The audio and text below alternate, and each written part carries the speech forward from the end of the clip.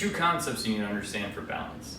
First, we're going to go over base of support, represented by this tape on the ground. So, what's base of support? Base of support is an area around all of the points of contact we have with the ground. So both feet are on the ground.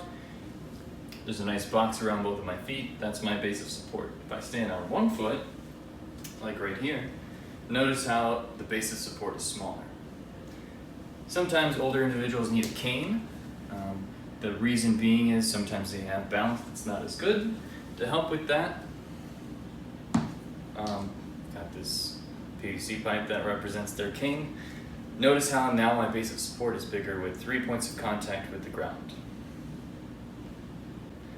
The second concept that you need to understand is the center of mass. The center of mass is on average where our weight is generally at.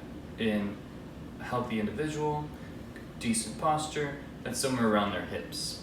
This keychain here is going to represent something called the line of gravity. So if our center of mass is at our hips, line of gravity is somewhere around there. Here's where most of my weight is being pulled towards. Notice how when I lean forward, the keys start to go outside of the box. If I keep leaning forward, I lose my balance. Why is that? The line of gravity is outside of my base of support. If we step over to the smaller box, smaller base of support, me standing on one leg, I don't have to lean as far for the line of gravity to leave the box and me to lose balance.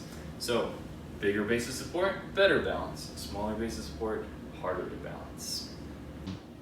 So our body is constantly receiving information from the structures and surfaces that we are standing on, from our skin, and from the joints in our body. So when we go to stand on this pillow, which is a softer or uneven surface, we're getting more information from our skin and our joints, which makes balance even more challenging.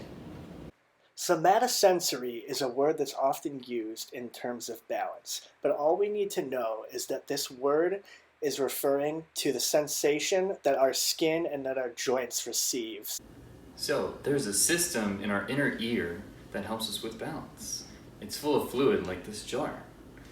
When the fluid in the system moves, our brain interprets where we are in space based on that fluid. So, just like the inner ear, here's water in the jar, and notice how the water moves when I move.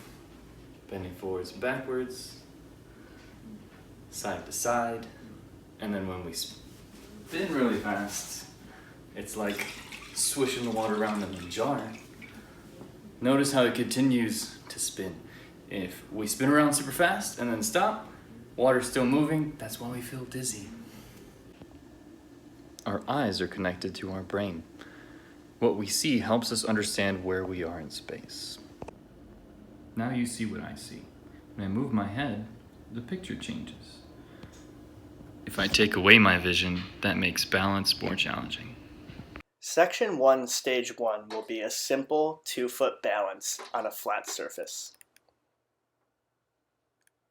Then we will move on to balance on a pillow. Next, we will balance on the flat ground while moving our head side to side. This challenges the structure in the inner ear called the vestibular system. Now we will balance on a flat surface while keeping our eyes closed. Now we move to stage 2, which is a staggered stance. So initially we'll be on the flat surface and then moving onto the pillow as our unstable surface.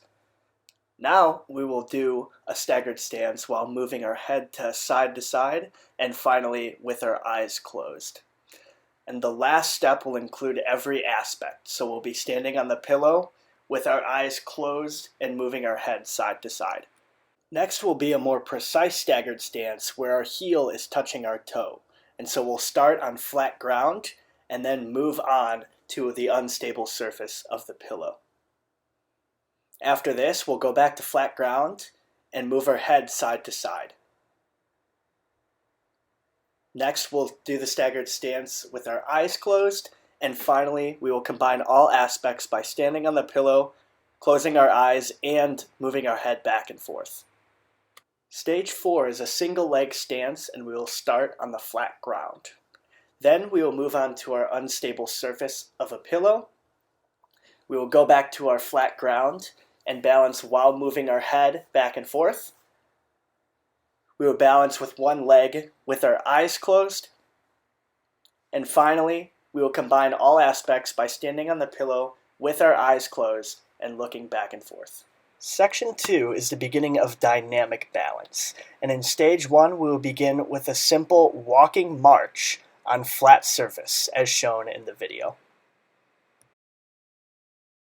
Performing this exercise on a pillow will challenge the body to adapt to uneven surfaces.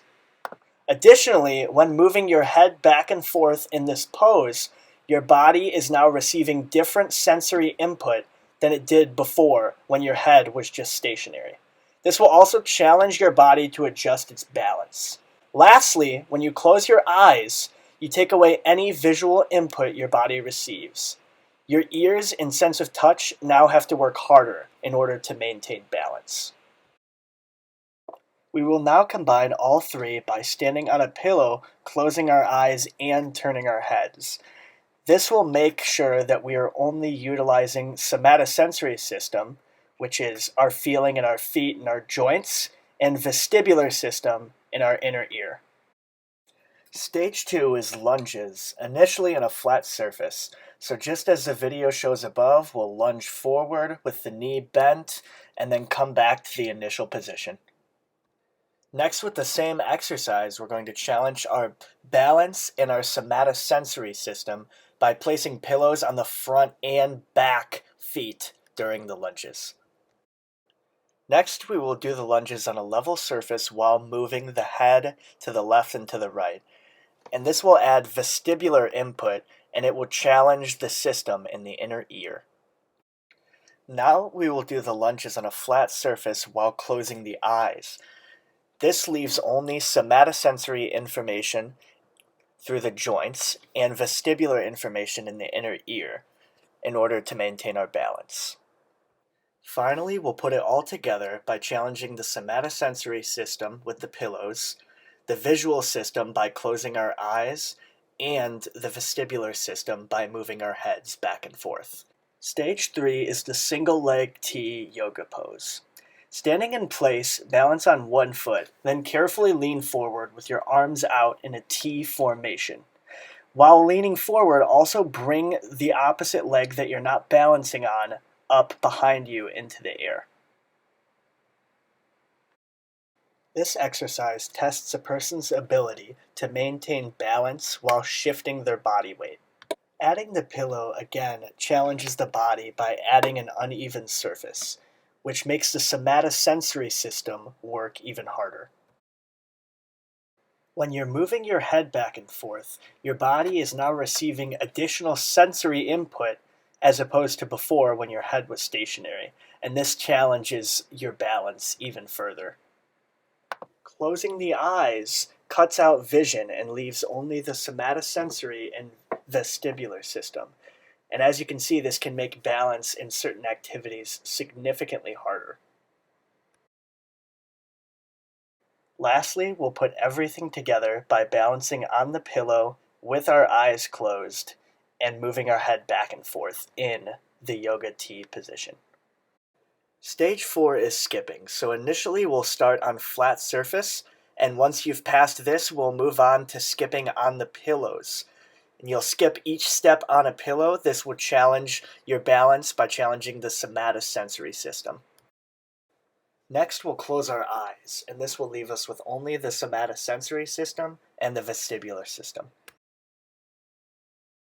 Lastly, we'll put it all together, challenging the somatosensory system with the pillows, the vestibular system with the head moving side to side, and the visual system with the eyes being closed. Hey Josh, here's my sample. Hope it's not blurry. The third section covers anticipatory balance. This type of balance is used to help keep you from becoming unstable from a force that you see coming and can prepare for. Just like if you were playing catch, you wouldn't let the ball hit you and knock you over. You would brace yourself to catch it without falling. For this section, you will need to find another person to help you, and as shown, you will need to find an object such as a PVC pipe, broom handle, or something similar to complete the next few tasks. For the first task in this section, you will be standing on 2 feet in a wide stance. Your partner will be standing directly in front of you, holding the broomstick upright. He or she will then drop the broomstick to your side, but within your reach. Then you will catch the broomstick before it falls below the height of your waist. Next, we will do the same thing as the first task, but you will let the broom fall below the height of your waist before catching it. This task should be more challenging because the stick will be falling faster and you will need to reach lower to catch it. In the next stage, you will start by standing on 2 feet like before. However, when your partner drops the broomstick, you must lift one leg off the ground before catching the broomstick above the height of your waist. This task is more challenging because you are decreasing the amount of support you have on the ground by lifting up 1 foot. In the last stage of the anticipatory balance challenge, you will again start on 2 feet and transition to 1 before you catch the broomstick. This time you will catch it below the height of your waist. Not only is this challenging because you will have a smaller base of support, but the stick is falling faster and you will need to reach lower to be able to catch it.